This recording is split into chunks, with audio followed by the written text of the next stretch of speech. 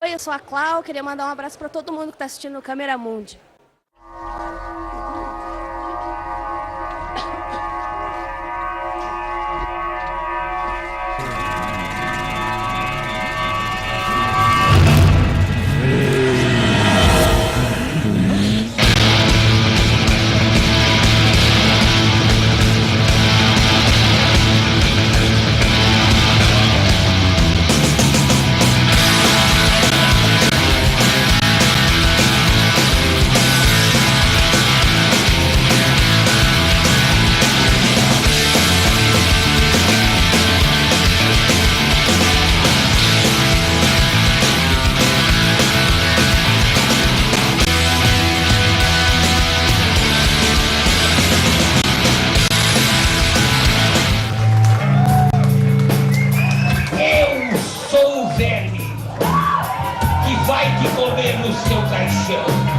Espero que sua carne seja bem macia, pra mim não ter nenhuma azia.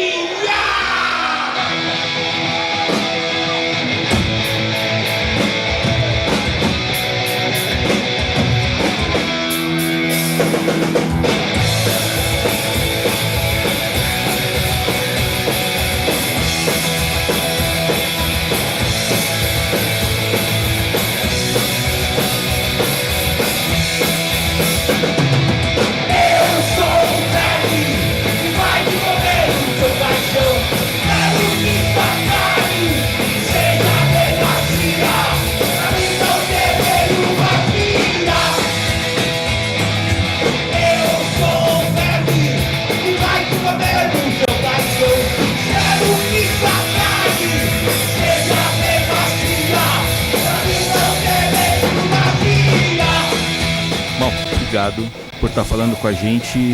Bem-vindo a Curitiba, bem-vindo ao Psycho Carnival de Curitiba. Muito legal, cara. Eu que agradeço o convite, né, da gente estar aqui nesse evento que é muito legal, que a gente conhece há muito tempo, mas nunca tivemos a oportunidade de participar. Agradecer a galera de Curitiba e você por estar nos entrevistando também, porque não liga. Imagina, é um prazer. Aqui antes de estar o repórter, está um fã seu. Vem cá, me diga, como é que veio esse convite para o festival? Porque é um festival de rockabilly, psychobilly. Garotos Podres, uma banda punk. Como é que veio esse convite do Vlad? Então, assim, Garotos Podres é uma banda que tem uma característica. Nós já participamos de vários festivais que não eram necessariamente festivais de punk rock. Então, por exemplo, nós já participamos de festivais que eram... que a maioria das bandas era de heavy metal,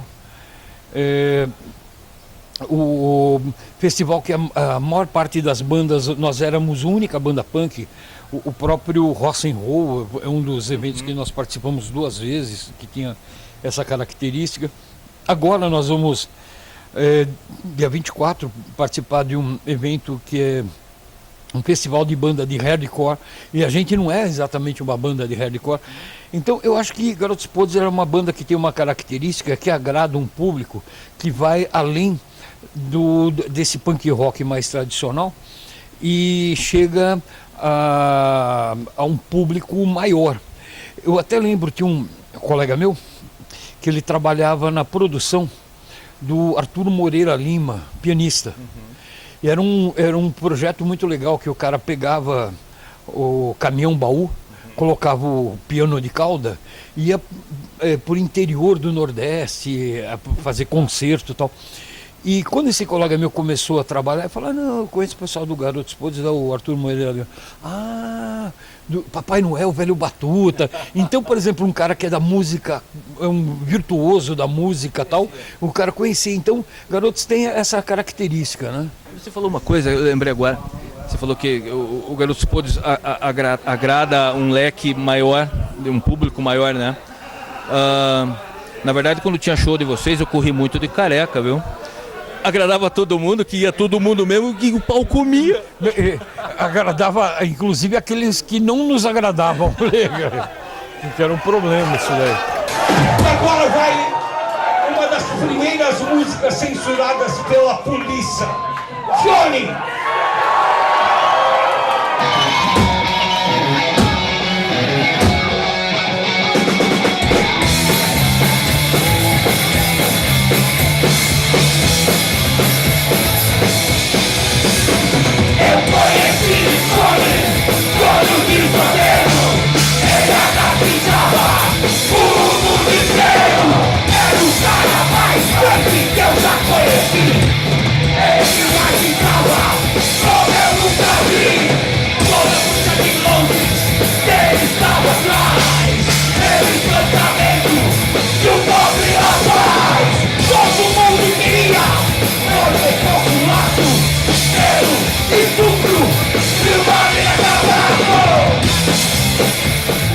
nosso, a banda começou em 82, nossa primeira apresentação foi num festival, né? Exatamente, no fundo de greve do Sindicato dos Metalúrgicos no ABC, que foi ali no Paço Municipal de Santo André. E era um festival muito legal, que também incorporava pessoas de vários estilos musicais, pessoas muito mais importantes do que nós, né? É até interessante, o colega meu, ele estava lá, né? Ele não me conhecia na época, mas disse que achou um barato que na hora que nós tocamos Papai Noel Velho Batuta, tinha umas freiras na plateia que ficaram horrorizadas com a música e tal. Mas eu acho que desde o início a gente tem esse lado engajado, né? Em 85 a gente lançou o primeiro álbum, que conseguiu tocar em rádio, porque era uma época que era a Nova República, que tinha aquele espírito do liberou geral. O regime tinha que mostrar que a ditadura havia acabado e tal. Então começou a tocar rock and roll em rádio. Começou a tocar até Garotos Podres. Um Kid Vinil, né? Abriu bastante as portas. O Kid Vinil ele praticamente foi um dos principais introdutores do punk rock no Brasil. Ele tinha um programa de rádio na antiga TV, Rádio Excelsior, que era Globo, né? E o programa dele, Rock Sanduíche, mudou muito de dia e horário, né? Mas era praticamente a única rádio, o único programa que tocava punk rock. E era muito interessante que o pessoal meio que gravava os programas com aquelas fitinhas cassete BASF, preta e laranja, né? Tinha até um colega meu que o cara estudava à noite, dia que tinha programa do Kid Vinil, o cara pulava o muro do colégio para gravar o programa do Kid Vinil. Então, ao contrário de hoje, que existe rede social, internet, computador, na época não existia computador, era máquina de escrever, etc. Tal. E, então, toda informação que nos caía nas mãos era algo muito valorizado, né? Então, um programa de rádio, as pessoas matavam aula para ficar em casa para gravar o programa em fita cassete. Nós éramos da época do físico. Sim. Tinha o disco, depois veio o CD. Hoje é virtual, você digita na internet e está lá a discografia de qualquer um. Não está faltando alguma coisa para essa nova geração, assim, ter a dificuldade de conseguir, porque tinha um amigo que tinha que trazer os sons. Por exemplo, um disco de vinil era muito caro. Ainda é, né? Mas na época, tipo assim, o cara que era moleque, o cara não conseguia comprar um disco todo mês, cara. Então o cara juntava grana para comprar o cara planejava a compra de um LP e o cara ia na loja. Então tinha todo um ritual, que o cara chegava na loja, comprava, daí no caminho para casa, no ônibus ou no trem, o cara ficava lendo o encarte, não sei o quê, chegava em casa com aquela ansiedade para colocar na vitrola, para ouvir. Então tinha uma mágica que de alguma forma se perdeu, porque hoje num clique na sua casa você baixa lá a música e muitas vezes você não dá aquele valor que nós dávamos, né? E no Woodstock, ali no Engabaú, a 24, a galeria. A galeria do rock, cara. Então era uma fase assim meio heróica. Tudo bem que eu sou meio... eu tenho uma certa restrição, às vezes, você fazer um excesso de saudosismo do passado. Porque, tipo assim, a falta de acesso não é necessariamente uma coisa boa. Mas tem esse lado de você tem pouco acesso, então você valoriza muito o pouco que você tem. E hoje você tem acesso a muita coisa e o pessoal descarta, não dá a mesma atenção, né? Até 1988, todas as músicas que nós fazíamos, nós éramos obrigados a entregar com 10 cópias, com nome, endereço, SIC e RG, e entregar no antigo Departamento de Censura de Diversões Públicas da Polícia Federal, onde tinha um funcionário público, um policial, que era o censor de diversões públicas, que poderia dizer se sua música poderia ser tocada, ser gravada, etc. E hoje nós temos débeis mentais que defendem a ditadura porque não viveram na época. Não sabem a bosta que é você entregar a tua letra de música, o teu nome, endereço, para a polícia e ficar esperando o policial vir te buscar em casa para te levar algemado. Afinal de contas, o que nós dos garotos podres fazemos é rock and roll, punk rock, música clássica, oi music, samba. O que nós fazemos é apenas rock de subúrbio.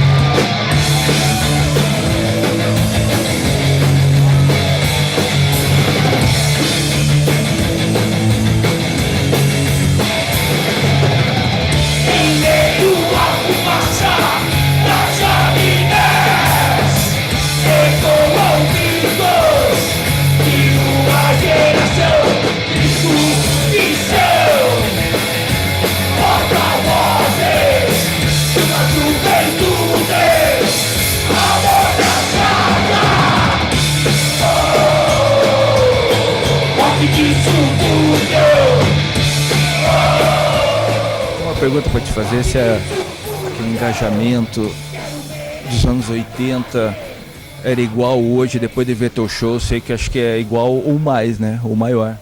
Olha, eu acho que são contextos históricos que, de alguma forma, se assemelham. Quando o Garotos Podres surgiu, era o final da ditadura militar, né? Então era um período de ascensão dos movimentos sociais, né? E de resistência contra a ditadura, né? Então o Garotos Podres surge dentro desse contexto. E os anos 80, eu acho que é um momento de crescimento do movimento social, né? Essa onda progressista, eu acho que tem fim em 89 com a eleição do Collor, que representa uma reação conservadora.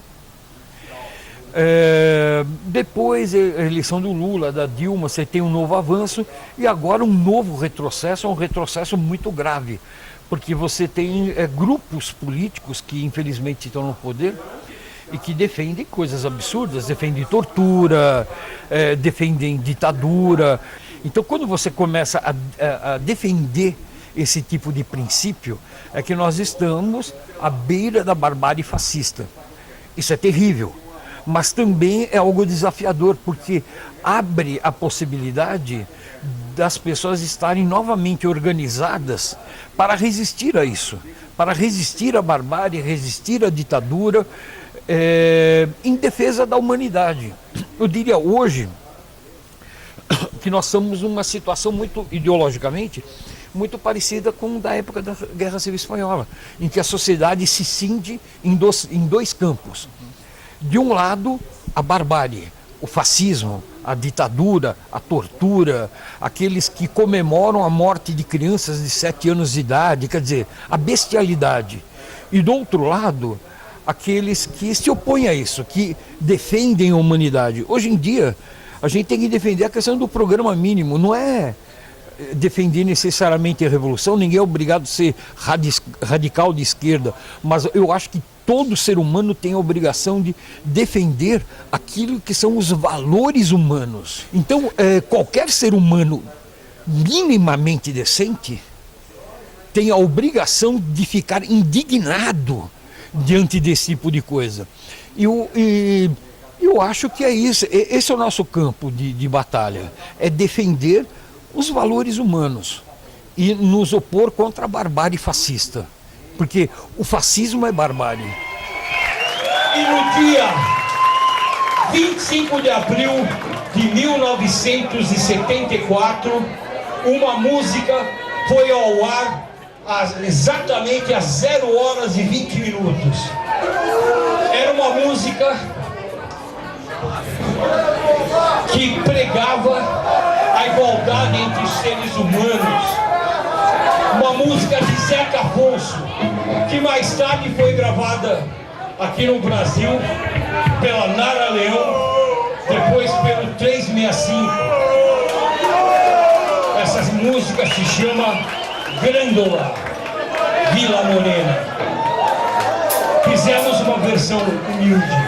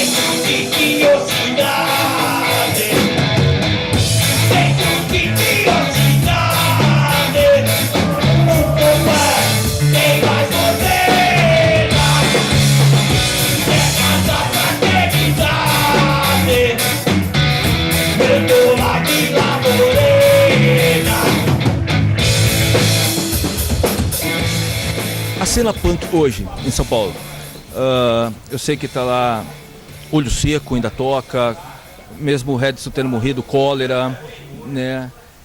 Ainda tem uma cena forte? Eu acho que sim, tem uma cena forte e uma cena que espero que se torne importante, porque é uma cena que só vai se tornar importante se as pessoas que compõem a cena punk se engajar politicamente. Porque nós não estamos aqui simplesmente para fazer música, né? Aqui ninguém é rockstar, né? Nós somos uma banda engajada, uma banda de ativistas políticos. E a nossa obrigação é estar atuando no momento político, né? E é isso que nós fazemos, né? Nós estamos aqui para dar o nosso recado, então nós tocamos para uma plateia, sei lá, de 500 pessoas, estamos sempre dando entrevista, não sei o quê, dando o nosso recado, falando a nossa opinião, e a nossa importância enquanto banda é isso, usar música para dar ritmo às nossas ideias. Mas nos anos 80 ali tinha espaço. Hoje tem alguma rádio rock assim forte lá em São Paulo que toque as bandas? Não tem. Digamos assim, as rádios hoje, elas têm uma postura e uma programação muito mais conservadora do que os anos 80. Aliás, os anos 80, as rádios elas davam uma abertura a músicas mais engajadas. Então, algumas rádios que tocam rock, né, o que você ouve, né?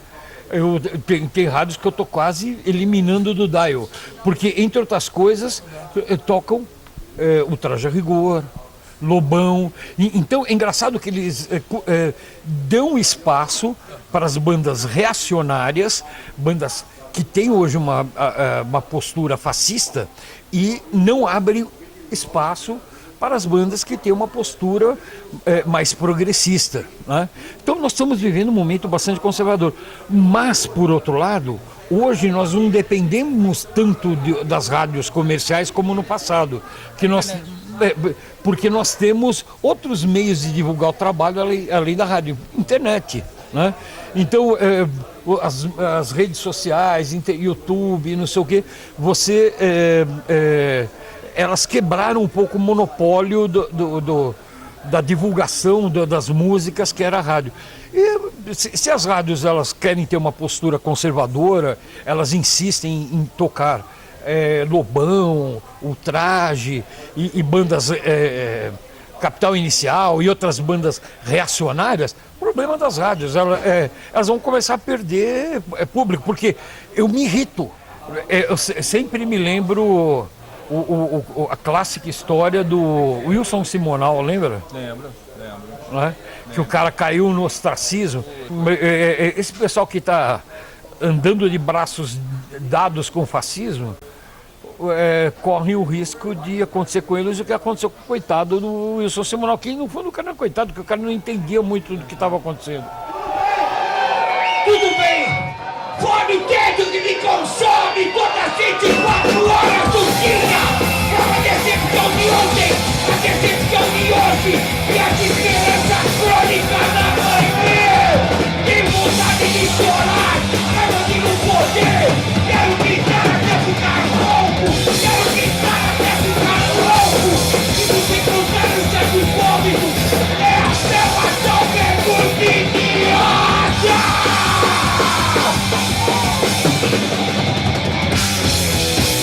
Olha tudo isso!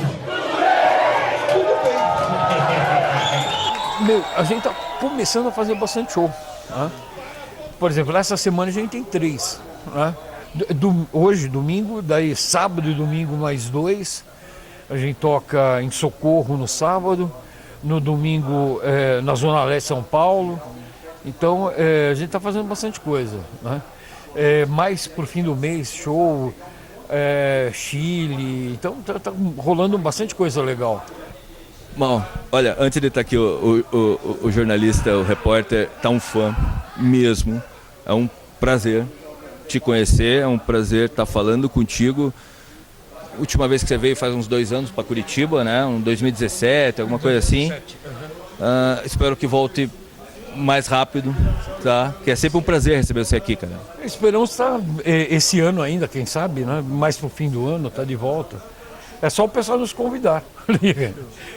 Convidar que a gente venha aqui mandar o recado para a galera. Liga.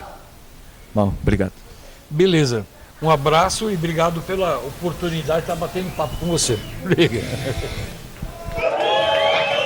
No nosso primeiro álbum, Anarquia! Oh!